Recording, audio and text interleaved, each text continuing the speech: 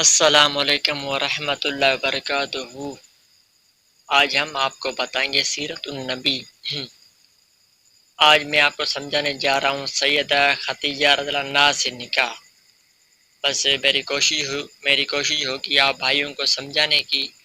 بس یہ ویڈیو بہت آپ کے لیے فائدے مند ہونے والی ہے۔ آپ انشاءاللہ ویڈیو کو اسکپ نہیں کریں گے، ویڈیو پہ اسٹے کریں گے، انشاءاللہ آپ کو فائدہ ہونے والا ہے۔ اسٹارٹ کرتے ہیں۔ سیدہ خدیجہ رضی اللہ عنہا سے نکاح۔ شاید وہ گزشتہ آسمانی کتاب کا کوئی عالم تھا اور اس نے آپ کو پہچان لیا تھا، چنانچہ بولا آپ ٹھیک کہتے ہیں۔ اس کے بعد اس نے میسرہ سے علیحدگی میں ملاقات کی، کہنے لگا میسرہ یہ نبی ہے، قسم ہے اس ذات کی جس کے ہاتھ میں میری جان ہے، یہ وہی ہے جن کا ذکر ہمارے راہب اپنے کتابوں میں پاتے ہیں۔ میسرہ نے اس کی اس بات کو ذہن نشین کر لیا۔ راستے میں ایک اور واقعہ پیش آیا۔ سیدہ خدیجہ رضی اللہ عنہا کے دو اونٹ بہت زیادہ تھک گئے تھے اور چلنے کے قابل نہ رہے۔ ان کی وجہ سے میسرہ قافلے کے پیچھے رہ گیا۔ نبی کریم صلی اللہ علیہ وآلہ وسلم قافلے کے اگلے حصے میں تھے۔ میسرہ ان اونٹوں کی وجہ سے پریشان ہوا تو دوڑتا ہوا اگلے حصے کی طرف آیا اور اپنی پریشانی کے بارے میں آپ کو بتایا۔ آپ اس کے ساتھ ان دونوں اونٹوں کے پاس تشریف لائے، ان کی کمر اور پچھلے حصے پر ہاتھ پھیرا، کچھ پڑھ کر دم کیا۔ آپ کا ایسا کرنا تھا کہ اونٹ اسی وقت ٹھیک ہو گئے اور اس قدر تیز چلے کہ قافلے کے اگلے حصے میں پہنچ گئے۔ اب وہ منہ سے آوازیں نکال رہے تھے اور چلنے میں جوش و خروش کا اظہار کر رہے تھے۔ پھر قافلے والوں نے اپنا سامان فروخت کیا۔ اس بار انہیں اتنا نفع ہوا کہ پہلے کبھی نہیں ہوا تھا۔ چنانچہ میسرہ نے آپ سے کہا اے محمد، ہم سالہ سال سے سیدہ خدیجہ کے لیے تجارت کر رہے ہیں، مگر اتنا زبردست نفع ہمیں کبھی نہیں ہوا جتنا اس بار ہوا ہے۔ آخر قافلہ واپس مکے کی طرف روانہ ہوا۔ میسرہ نے اس دوران صاف طور پر بات دیکھی کہ جب گرمی کا وقت ہوتا تھا اور نبی کریم صلی اللہ علیہ وآلہ وسلم اپنے اونٹ پر ہوتے تھے تو دو فرشتے دھوپ سے بچانے کے لیے آپ پر سایہ کیے رہتے تھے۔ ان تمام باتوں کی وجہ سے میسرہ کے دل میں آپ کی محبت گھر کر گئی اور یوں لگنے لگا جیسے وہ آپ کا غلام ہو۔ آپ صلی اللہ علیہ وآلہ وسلم دوپہر کے وقت مکہ میں داخل ہوئے، اپنے باقی قافلے سے پہلے پہنچ گئے تھے۔ آپ سیدھے حضرت خدیجہ رضی اللہ عنہا کے گھر پہنچے۔ وہ اس وقت چند عورتوں کے ساتھ بیٹھی تھی۔ انہوں نے دور سے آپ کو دیکھ لیا۔ آپ اونٹ پر سوار تھے اور دو فرشتے آپ پر سایہ کیے ہوئے تھے۔ حضرت خدیجہ رضی اللہ عنہا نے یہ منظر دوسری عورتوں کو بھی دکھایا، وہ سب بہت حیران ہوئی۔ اب آپ صلی اللہ علیہ وسلم نے حضرت خدیجہ رضی اللہ عنہا کو تجارت کے حالات سنائے، منافع کے بارے میں بتایا۔ اس مرتبہ پہلے کی نسبت دگنا منافع ہوا تھا۔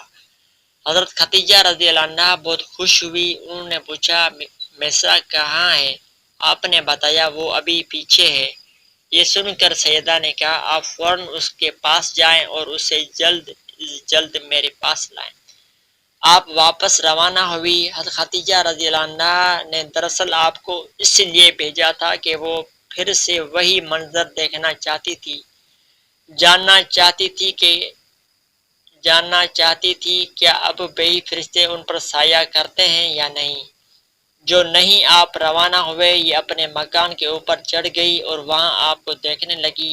آپ کی شان اب بھی وہی نظر آئی۔ اب انہیں یقین ہو گیا کہ ان کی آنکھوں نے دھوکہ نہیں کھایا تھا۔ کچھ دیر بعد آپ صلی اللہ علیہ وآلہ وسلم میسرہ کے ساتھ ان کے پاس پہنچ گئے۔ حضرت خدیجہ رضی اللہ عنہا نے میسرہ سے کہا میں نے ان پر دو فرشتوں کو سایہ کرتے ہوئے دیکھا ہے، کیا تم نے بھی کوئی ایسا منظر دیکھا ہے؟ جواب میسرہ نے کہا میں تو یہ منظر اس وقت سے دیکھ رہا ہوں جب قافلہ یہاں سے شام جانے کے لیے روانہ ہوا تھا۔ اس کے بعد میسرہ نے نستورہ سے ملاقات کا حال سنایا۔ دوسرے آدمی نے جو کہا تھا وہ بھی بتایا۔ جس نے لات اور عزا کی قسم کھانے کے لیے کہا تھا، پھر اونٹوں والا واقعہ بتایا۔ یہ تمام باتیں سننے کے بعد سیدہ خدیجہ رضی اللہ عنہا نے آپ کو طے شدہ اجرت سے دوگنا دی، جبکہ طے شدہ اجرت پہلے ہی دوسرے لوگوں کی نسبت دوگنا تھی۔ ان تمام باتوں سے سیدہ خدیجہ رضی اللہ عنہا بہت حیران ہوئی۔ اب وہ اپنے چچا زاد بھائی ورقہ بن نوفل سے ملی۔ یہ پچھلی کتابوں کے عالم تھے۔ سیدہ خدیجہ رضی اللہ عنہا نے انہیں جو کچھ خود دیکھا اور میسرہ کی زبانی سنا تھا وہ سب کہہ سنایا۔ ورقہ بن نوفل اس وقت عیسائی مذہب سے تعلق رکھتے تھے، اس سے پہلے وہ یہودی تھے۔ سیدہ خدیجہ رضی اللہ عنہا کے تمام باتیں سن کر ورقہ بن نوفل نے کہا، خدیجہ، اگر یہ باتیں سچ ہے تو سمجھ لو محمد اس امت کے نبی ہیں۔ میں یہ بات جان چکا ہوں کہ وہ اس امت کے ہونے والے نبی ہیں۔ دنیا کو انہی کا انتظار تھا، یہی ان کا زمانہ ہے۔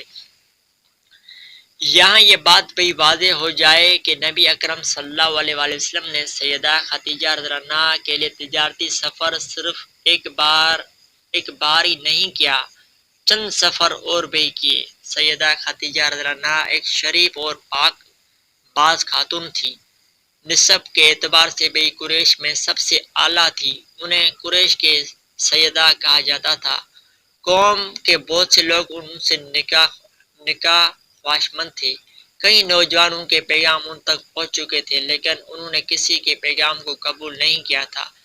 نبی اکرم صلی اللہ علیہ وآلہ وسلم تجارت کے سفر سے واپس آئے تو آپ صلی اللہ علیہ وآلہ وسلم کی خصوصیات دیکھ کر اور آپ کی باتیں سن کر وہ آپ صلی اللہ علیہ وآلہ وسلم سے بہت زیادہ متاثر ہو چکی تھی۔ لہٰذا انہوں نے ایک خاتون نفسیہ بنت مینا کو آپ کی خدمت میں بھیجا اور انہوں نے آ کر آپ سے کہا کہ اگر کوئی دولت مند اور پاک باز خاتون خود آپ کو نکاح کی پیشکش کرے تو کیا آپ مان لیں گے؟ ان کی بات سن کر آپ نے فرمایا، وہ کون ہے؟